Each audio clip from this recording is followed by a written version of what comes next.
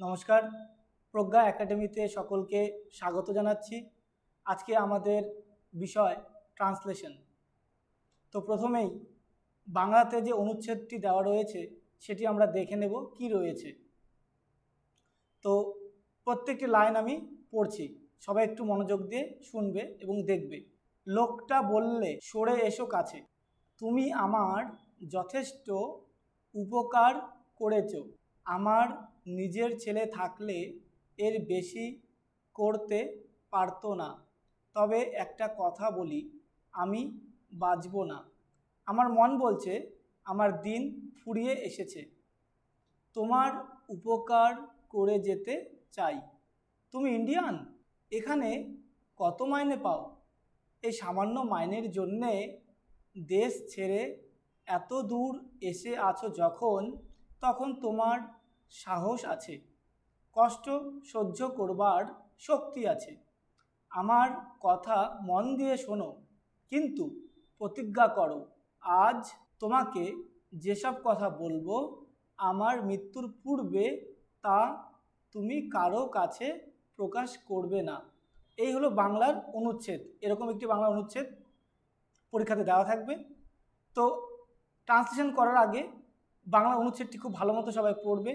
পড়ে কিন্তু একটা ধারণা গঠন করতে হবে যে কোন টেন্সের ঘটনা, একটু টেন্সটা দেখে নিতে হবে, ঠিক আছে? বা একটা অনুচ্ছেদের মধ্যে কিন্তু অনেক রকমের টেন্স থাকতে পারে। তো এই প্যাসেজটি, এখানে যে প্যাসেজটি রয়েছে, আমরা পড়ে কি বুঝতে পারলাম যে এখানে এই লোকটিরই কথা, লোকটিরই সমস্ত কথা কিন্তু এখানে দেওয়া রয়েছে। তো লোকটির কথা ইনভার্ট কমা হিসেবেও থাকতে পারে, কোট আনকোট করে থাকতে পারে, আবার এরকম হাইফেন দিয়েও কিন্তু টোটালটাই থাকতে পারে। তো প্রত্যেকটি লাইন ধরে ধরে আমরা ট্রান্সলেশন করব। তো কেমন ট্রান্সলেশন হয়েছে একটু দেখে নিই। প্রত্যেকটি লাইন লিখে লিখে করেছি, সবাই একটু মনোযোগ দিয়ে দেখবে। প্রথম লাইনটি যেটা ছিল যে লোকটা বললে, সরে এসো কাছে। তার লোকটা, দ্য ম্যান ইংরেজিতে, বললে, বলা ইংরেজি আমরা যদি সে, এস এ ওয়াই সে মানে বলা, তো পাস্ট টেন্সে আছে বললে মানে বললেন, তাই তো? তাহলে তার পাস্ট টেন্স হচ্ছে said, S A I D, সের পাস্ট টেন্স সেড। তো দ্য ম্যান সেড, লোকটি বললেন, কমা ইনভার্ট কমা, আমি বলেছি যে মানুষটিরই কথা, তো আমরা কোট আনকোট বা ইনভার্টেড কমার মধ্যে রাখতে পারি। কাম ক্লোজার মানে সরে এসো কাছে। এই যে ইনভার্ট কমার প্রথমের যে শব্দটি যেটা রয়েছে, এটা কিন্তু অনেকেই অনেক সময় ভুল করে ফেলে, যে ইনভার্ট কমার যে শুরুর যে লেটারটা রয়েছে সেটা কিন্তু ক্যাপিটাল লেটারে হবে। তো এখানে কিন্তু এই সি মানে কাম, এই শব্দের প্রথম যে অক্ষর কাম, সি, হ্যাঁ, এটা কিন্তু ক্যাপিটাল লেটারে ওই জন্য হয়েছে। এটা কিন্তু মাথায় রাখার একটা বিষয়, ঠিক আছে? তো তারপর লাইনটিতে আমরা যাব। তারপর লাইনটি যেটা ছিল যে তুমি আমার যথেষ্ট উপকার করেছো। তো মনে রাখবো এইখানেও যে করেছো, আছি, আছো, আছেন, কি বললাম, আছি, আছো, আছেন, এরকম ধরনের যদি থাকে, মানে ভার্বের সাথে যদি যুক্ত থাকে বা বাংলা বাক্যের ক্রিয়াপদের সাথে আছি, আছো, আছেন যদি যুক্ত করা থাকে, তাহলে প্রেজেন্ট পারফেক্ট টেন্স হয়, প্রেজেন্ট পারফেক্ট টেন্স হয়। তো প্রেজেন্ট পারফেক্ট টেন্সের নিয়ম কি? প্রথমে মনে রাখবে যে সাবজেক্ট থাকবে, তারপরে হ্যাভ বা হ্যাজের মধ্যে একটা বসবে, তারপরে ভার্বের থার্ড ফর্ম, তারপরে যদি কিছু বাকি অংশ থেকে থাকে তো থাকবে।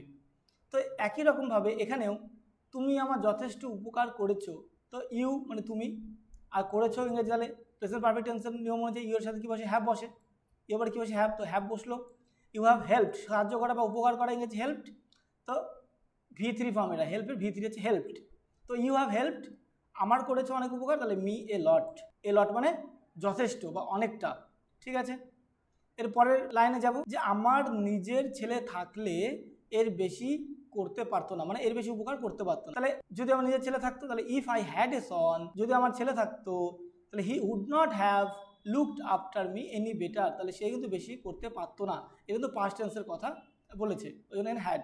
তার পরের লাইনটিতে যাব, তবে একটা কথা বলি, আমি বাঁচবো না, এই যে লাইনটি। তো বাট মানে তবে বা কিন্তু, একটা কথা বলি, এখানে ডাইরেক্ট তোমরা আই সে ওয়ার্ড লিখতে পারো, আই সে এ ওয়ার্ড, অথবা but I want to tell you something now, যে তোমাকে আমি এখন একটা কথা বলতে চাই, একটা কথা বলি, শোনো। সেটা কি? যে আমি বাঁচবো না, তাহলে I won't live for much longer, বাঁচবো না। এখানে দেখো এই যে ব, হ্যাঁ, বাঁচবো, ব, বে, বা ইত্যাদি যুক্ত থাকলে সিম্পল ফিউচার টেন্স হয়।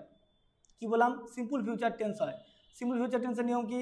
সাবজেক্ট শ্যাল, উইল, তার সাথে শ্যাল বা উইল এর মধ্যে একটা বসবে, তার সাথে ভার্বের প্রেজেন্ট ফর্ম বসবে, ঠিক আছে, তারপরে বাকিটা বসবে।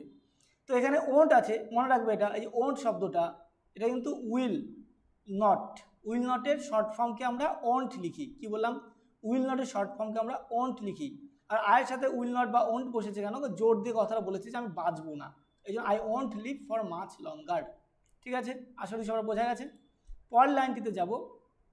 এই লাইনটিতে যে আমার মন বলছে আমার দিন ফুরিয়ে এসেছে।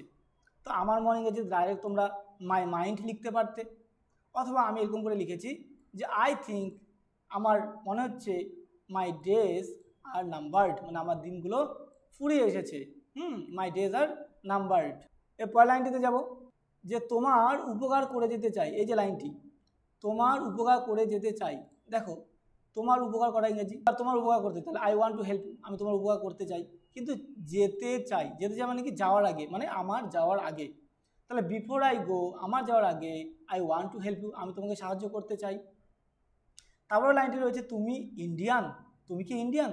তাহলে আর ইউ অ্যান ইন্ডিয়ান, তুমি কি একজন ভারতীয়?